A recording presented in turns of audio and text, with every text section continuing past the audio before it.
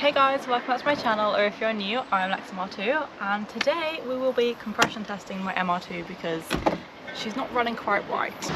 So this is my engine bay, and for quite some time now she has been running a little rough, and it makes me wonder whether the compression is okay or not. Personally, I think there's something missing from here, something spooly, something that whirs and makes nice noises. The studidoos. The studidoos. This is for big kit number 1, the compression tester, which hopefully we never have to bring out, but this has already happened twice now. It has only happened twice, and I hope this is the last time. I don't think so, because we're going to have to compression test this one. Don't look at her. Don't look at her. Kit number 2 is our lovely endoscope, which I am a little apprehensive to stick it down these holes. I don't think this has ever been done to my engine before. Oh, I'm so stressed right now, you have no idea. So as you can see, from the dirt and grime in here, I have changed my spark plugs once in 3 years of ownership. I've never had an engine bay clean or degreased or anything like that, as you can see. So yeah, I guess we'll just start with number 1. If I can even pull it. There we go. They're always a bit... Oh. Something gunky. Oh wow. We're gonna have to get that out so that it doesn't fall into the engine. So that's fun. I don't know what it is though. I don't know. It looks like leaves. Things. Let's hope it's leaves. We don't have a pair of tweezers. My spark plug doesn't look that bad. Spark plug looks pretty clean, but we'll see from the underside of it really. Yep. So I'm just going to make sure that this leaf isn't in there because we're going to be removing these spark plugs. So yeah, this is going to suck if we can't get this out easy. It's a good thing that we are cleaning because that's a lot of leaves and things. Got a whole damn forest in there. Got a whole forest in there. So we're just going to clean as much as we can just in this one. I think before we take these ones out, we'll see if we can clean some of the leaves in between. Because yeah, that's not the best. Now, usually when doing this job, we would have a spark plug socket. We do have a set, however, at the minute we can't find them, we've misplaced them, so we're just going to use a regular 16. And then instead of obviously having the spark plug socket which pulls it up, we're just going to use this extended magnet, aren't we? Yeah. Which seemed to work pretty well when we were doing things before. We'll just make sure we've got everything out first. I've never done this before. I'm so nervous. Oh, okay. That was not tight. That was definitely not tight.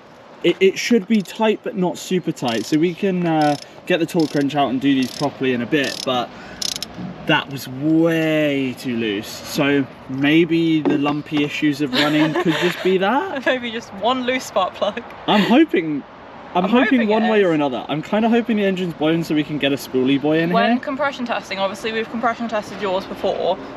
Do we go off like as a guide as what is good compression, or is it just based on my engine, see what we get? So it's technically engine to engine. Okay. So for instance, on any engine, it depends on the differences between 5 and 7 between each cylinder.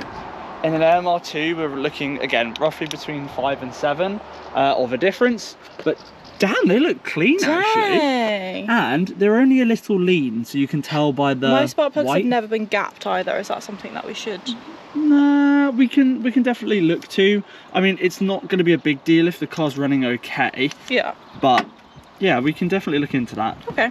And just for anyone that doesn't know what lean is, it's essentially just running a little bit. I guess over fueling is the easiest way to describe it. So you'll see by like white on the tips of spark plugs, this can cause issues in modern engines rather than older ones. Still can cause issues in older ones, but only on very extremes. So the reason we'd be having this lean is because we've got a bigger exhaust on the car. So we're naturally expecting this. Based on the fact that the spark plug wasn't that bad, I'm feeling more okay about putting this down there, but you never know, do you? No, it's always one of those worries. Oh dear Lord. Hold on. It's always tricky to get it into the direct centre. Oh wow. Oh. What? What's wrong? Hold on, I'm struggling right now. Hang on. We'll have a look. hard to like twist it around.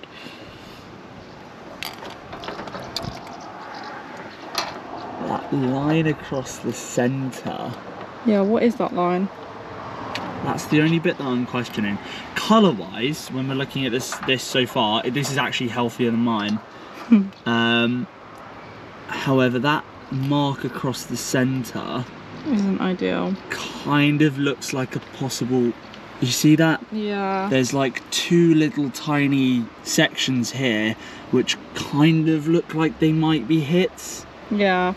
I mean, not obvious hits because we've still got good sections where the valve seats are, but that's the bit I'm worried about, that line as well. It's a clean spot, so is something getting in there, is something in the way? I just need to have a look, not filming, to make it easier. To be honest, by looking, we're probably going to have a look into how the others look, because there's little bits here and there that we're not 1000% sure about. Some clearances along the side that just look a little too big, but this might be consistent along the lot, and then that's fine. Again, nothing. If there's like holes though, it will be like a bad compression, won't it? If there's... Yeah, so we might have a weaker compression, because some of these engines, they're built so if you put a human hair down the side of the piston, it won't fall. So that's how tight the tolerances are to get that power. But again, we won't know until we do this here. And again, that light score across the middle, it could be consistent across all the pistons. I'm not too familiar with each rev, every single one. It might also be because your pistons original pistons, because you've had an engine rebuild, I haven't. I've had an engine rebuild, but even then, my engine is like toasty. Yeah. Like what we're looking at here is we've got good colour. Yeah. We're not seeing any overburn, oil, etc. Which I'm surprised about, actually. Because we can see very clearly from around the edge there is a leak. But let's do a compression on this one. Yeah. And then we'll start to go from there. So typically a Rev 5 NA should be between 170 to 210 PSI. So yeah, I guess we will see. So before you actually compression test it, just take all of the ignition leads or HT leads out, and then I'm just gonna release that, and yeah, we can get going.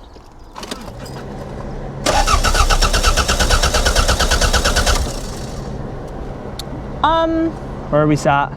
Just over 150. Still just over 150. Just over nearly 160.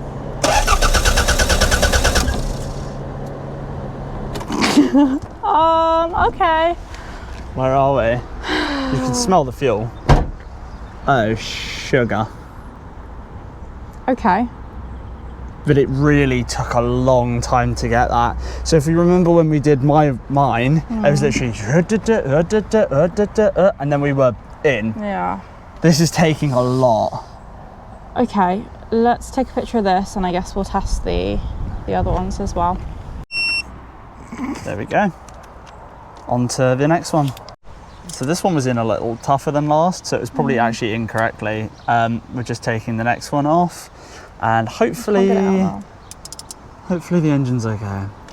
So we are just about to endoscope cylinder hole number 2. It has got that line across the middle again, hasn't it?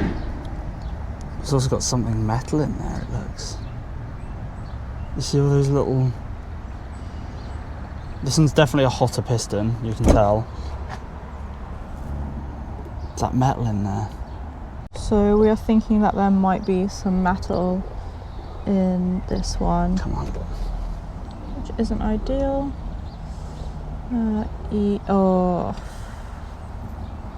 Well, I take a picture of that. Yeah, if I put the magnet down there. Oh, what is that? Oh my god. See, there's like a shine up the top there. Yeah. We're definitely letting oil come through. Yeah. Oh dear god. Okay. So we're not 1000% sure if that's debris or if there might be an issue with that cylinder, but we're going to compression test it and see if it's similar. The thing is that even if it's under power and we have lost compression minorly over years, that's fine. We're just looking for the consistency to keep it across the board. So we're going to try this one and see what happens.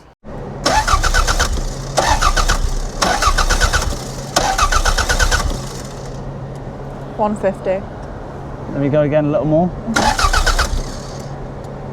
Not What's even. that? It's lower than 150. Well, it's at 150. It's lower than last time. Any higher? A little bit, but the spark plug check, this is less lean than before. A little bit of overheating at the top, but happens. But for the most part, this one's looking good. Let's get the endoscope out and fingers crossed we're seeing something healthy on this one. so this is number 3 on the endoscope, and it really doesn't look that bad, to be honest. No. No?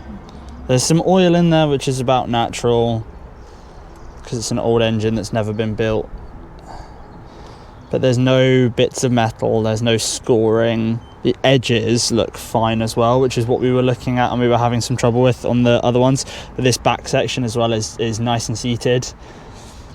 So this one, I think, is probably going to pull the highest compression out of all of them. Okay. Yeah, you're fine on that one. What's it at? It went up to 160, but it's just dropped on its own to 150. But yeah, not a problem with that one. She's fine, that one is. Shit. Excuse my language. That one's like your one, that one is. Which means that's 2 cylinders, more than 5 out. Okay. Because you basically go off the highest compression. So we're looking at 175, just under 175, which is healthy compression for this engine. Because that's higher and the other 2 are much lower, we'll have to see where the third one lies, but there is uneven compression. So just had to swap batteries on the camera really quick, but Chris took the spark plug out of 4 and it's currently got the endoscope down there. And how's it looking? No big gaps. I imagine this is going to make similar to compression to the one just before.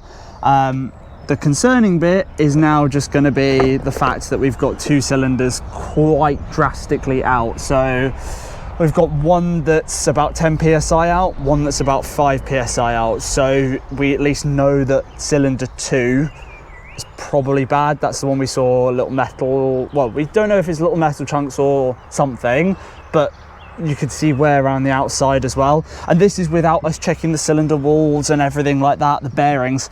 I imagine they're little pieces of bearing, if I were to have to guess, for what those bits of metal would be, because the spark plugs haven't hit. We know they haven't hit. It's a non-interference engine, therefore it shouldn't hit. So even if the timing goes on this, there shouldn't be any issues. So that does lead us down to bearings inside the further engine, if that would be a cause of loss of power. Yeah, fine. Where are we sat? 160. If I keep going? 175. So it's the first 2 which are the problem. These 2 are absolutely fine. Whereas the first 2 cylinders are Toast. well, they're down by quite a lot. Unless, do we want to retry it? I don't know. No. Either way, they've got mass in it. Yeah, no, I think we just take that as a sign that we need to do an engine. This needs to come out. So I'm feeling a little underwhelmed with the result. I feel like I knew it was coming, but I didn't think it would be that bad. So the first 2 cylinders are not okay. This one has metal. These last 2 are perfectly fine, which is really, really annoying. So most likely a bearing. Yeah. So either top end or bottom end bearings, which isn't ideal, and I don't think I want to strip this engine apart just to do some bearings. Again, I don't know how to strip an engine apart. I don't know how to rebuild an engine. I don't really know. We already know that there's loss of compression in cylinder, which means that there's possible rub through cylinder. So cylinder boring is very boring. And yeah, not the result we were looking for, but we did kind of know that this car was, compared to my MR2, down by a decent chunk, and there has been a very slight weird noise at the top end, hasn't there? Yeah, there has been. That we've known about, like a struggle, which could mean actually that your tank is completely fine. It could just be that it was this all along. But unfortunately, let's get these plugs properly seated, yeah, and then we'll have to go from there. So just when we think we're getting to a nice point with the car, like I've just got the wheels done, I've got my interior half how I want it to be, and she was just about to go in for livery, but that is now going to be put on hold, unfortunately, because of this issue.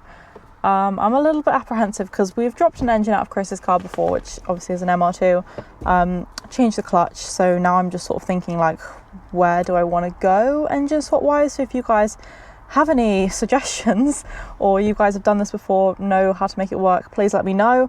All advice is greatly received, because again, I don't know what I'm doing, but now I'm sort of thinking, well, if I go in with the engine swap, I'm going to have to do clutch, I'll do like rear main seal, I'll do this, that and the other.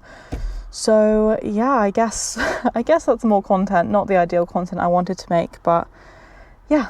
So if you're excited about a potential engine swap now, a very unexpected one at that, then make sure to hit the like button and subscribe, and yeah, I guess we'll share our journey.